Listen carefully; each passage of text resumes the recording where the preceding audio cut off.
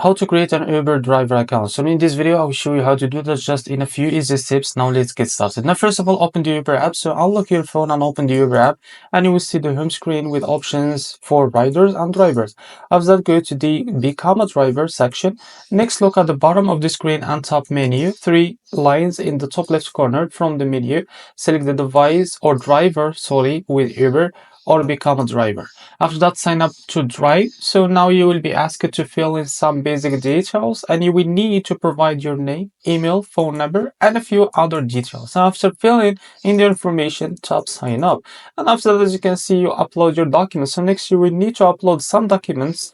This may include your driver license and car insurance and other required documents. So follow the instructions to upload three or these documents that I just mentioned before, and wait for approval. So once you have submitted your details and documents, Uber will review them, and it may take a few days to get approved, and you will get an email when your account is ready to use.